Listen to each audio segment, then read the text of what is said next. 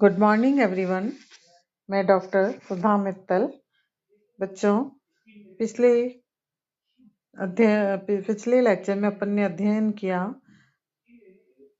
संप्रेषण की प्रक्रिया, प्रोसेस ऑफ कम्युनिकेशन क्या होती है। आज अपन अध्ययन करेंगे बैरियर्स ऑफ कम्युनिकेशन, संप्रेषण की बाधाएं। संप्रेषण एक ऐसा कार्य है जिसमें द्विमार्गी प्रक्रिया यानी एक व्यक्ति किसी व्यक्ति को आदेश, निर्देश या सूचनाएं देता है और दूसरा व्यक्ति उन्हें ग्रहण करता है।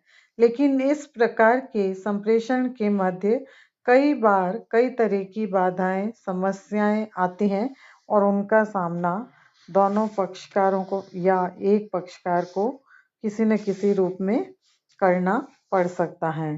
तो इसलिए यह कहा जाता है कि संप्रेषण मार्ग बाधाओं से परिपूर्ण है, क्योंकि संस्थाओं में प्रभावी संप्रेषण की विशेषताओं की अवहेलना की जाती है।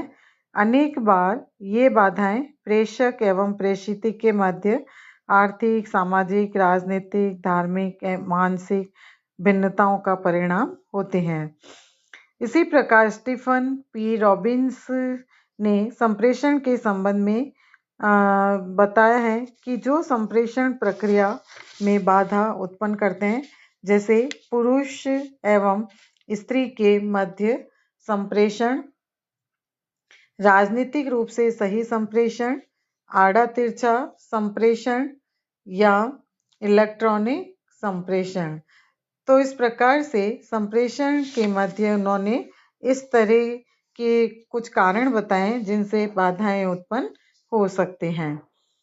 संक्षेप में संप्रेषण के मुख्य बाधाएं निम्नलिखित हम बिंदुओं से स्पष्ट कर सकते हैं। जैसे संगठनात्मक संरचना, ऑर्गेनाइजेशनल स्ट्रक्चर। थियो हेमन के अनुसार संगठन संरचना कर्मचारियों की कार्यकुशलता एवं निर्बाध संप्रेषण करने की क्षमता पर बहुत बड़ी मात्रा में प्रभाव डालते हैं। तो संगठनात्मक संरचना संबंधी बाधाएं निम्नलिखित हो सकती हैं। जैसे संगठन संरचना में कार्य सुचारू संचालन हेतु अधिकारों एवं दायित्वों में विभाजन करने से पद भिन्नता संप्रेषण में बाधा बन जाती है। इसी प्रकार प्रबंधकों एवं अधीनस्थों के मध्य संपर्क न्यूनतम रहता है। मौखिक संदेश की दशा में अर्थ का अनर्थ हो जाता है। अधीनस्थों की पदोन्नति उच्च अधिकारियों की कृपा पर निर्भर करती है, यानी कि ऐसी दशा में अधीनस्थ वही सूचनाएं देते हैं जो स्वार्थ सिद्धि में सहायक होते हैं। तो इस प्रकार से संगठनात्मक संरचना के अंतर्गत विभिन्न प्रकार की कई बाधाएं संप्रेषण के मध्य आ सकती हैं। दूसरा, दोषपूर्ण उद्देश्य, डिफेक्टिव ऑब्जेक्टिव्स। जब संगठन संस्था का उद्देश्य ही दोषपूर्ण है तो उससे अच्छे परिणामों की आशा नहीं की जा सकती है। कभी कभी तो संप्रेषण के प्रकट उद्देश्य वास्तविक उद्देश्य से भिन्न होते हैं। तो उद्देश्य के तथ्यों को तोड़ मरोड़ कर प्रस्तुत करने का भय भी संप्रेषण के मार्ग में बाधक बनते हैं। जैसे आपके कार्य में और सुधार किया जा सकता है, या तो श्रोता ये समझ सकता है कि आपका कार्य ठीक नहीं है। ऐसी स्थिति में इस प्रकार के तथ्य की प्रतिकूलता प्रतिक्रिया स्वाभाविक रूप से होते हैं। तीसरा, भाषा संबंधी बाधाएं, लैंग्वेजेस बैरियर्स। संप्रेषण प्रक्रिया में भाषा की बाधाएं भी काफी महत्वपूर्ण होते हैं।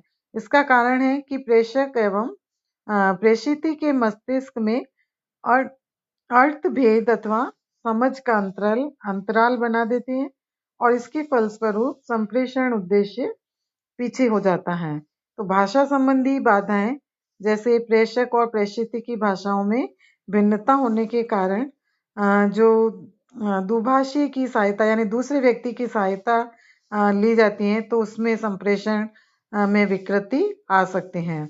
इसी प्रकार से प्रेषक द्वारा किसी गलत शब्द अथवा दोहरे अर्थ वाले शब्द का चयन करने से कोई दूसरा अर्थ निकलना, प्रेषक द्वारा जटिल या क्लिष्ट भाषा का प्रयोग करना, कई बार स्थानीय बोली, विशिष्ट बोली अथवा स्वनिर्मित शब्दों का प्रयोग करना, ये सारी भाषा संबंधी समस्याएं कम्युनिकेशन के अंतर्गत आते हैं।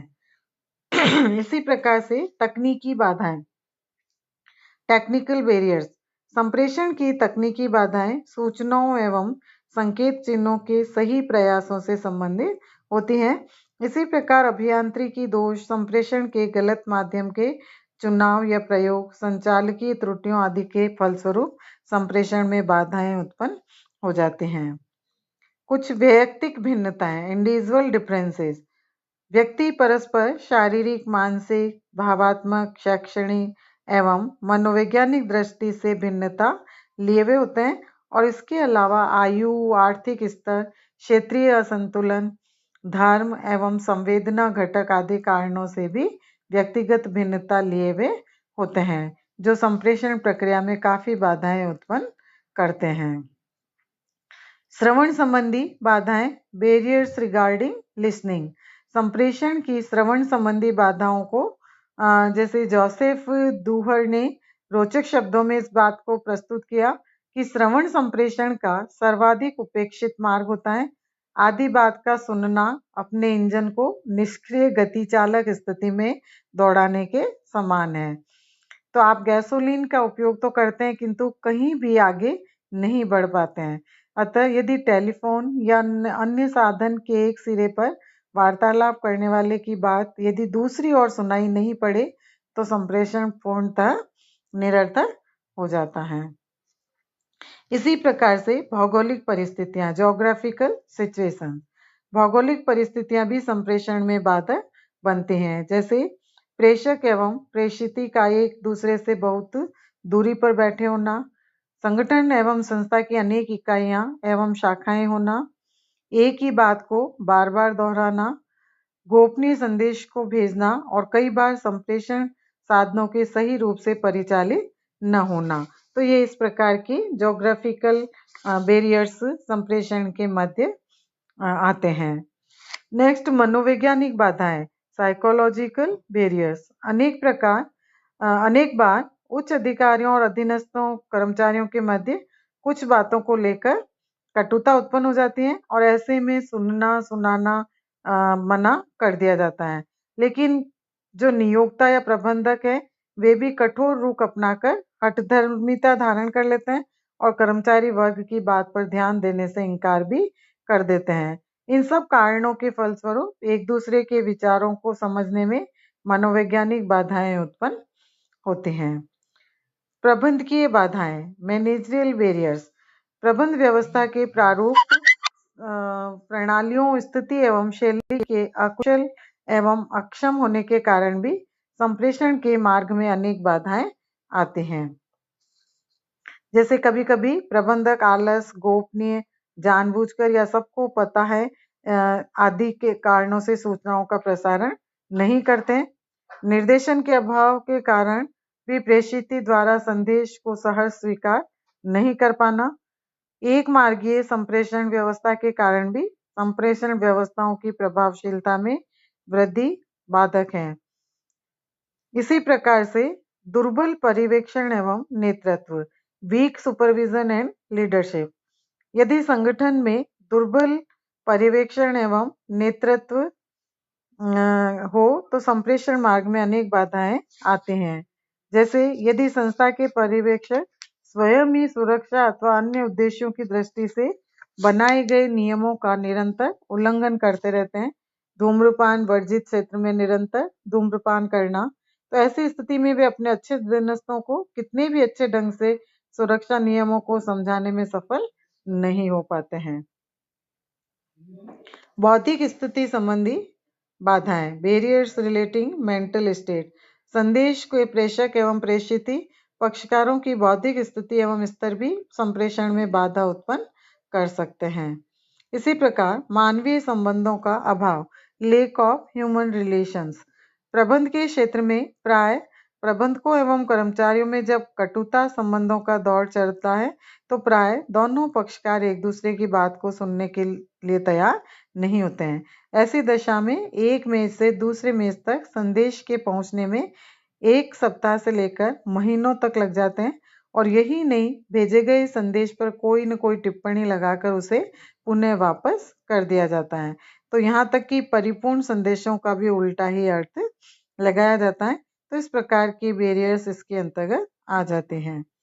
तकनीक दोष, टेक्निकल फॉल्ट, सूचना क्रांति के वर्तमान परिवेश में जिन साधनों या तकनीकों जैसे mobile, telephone, internet, fax, email, websites, MAN, वैन, मैसेज सिस्टम, इनका उपयोग किया जाता है और इसमें खराबी आ जाने अथवा उपग्रह के संकेत नहीं मिल पाने अथवा तूफान आदि के कारण संदेश प्रेषित करने एवं इसे समझने में बाधा उत्पन्न हो जाते हैं।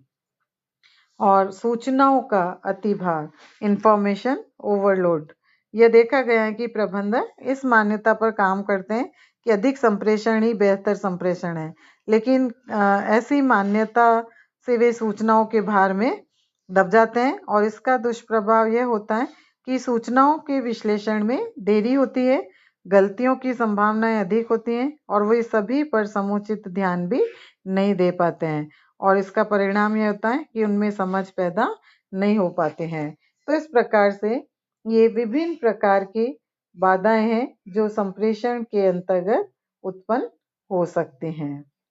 इसके बाद अब अपन देखेंगे कि ये जितनी भी समस्याएं या बैरियर्स हमने जानी, इनका अध्ययन किया, तो इन बाधाओं को दूर करने के लिए कुछ उपाय या इसके सुझाव दिए जा सकते हैं जिनके माध्यम से बाधाओं को दूर किया जा सके।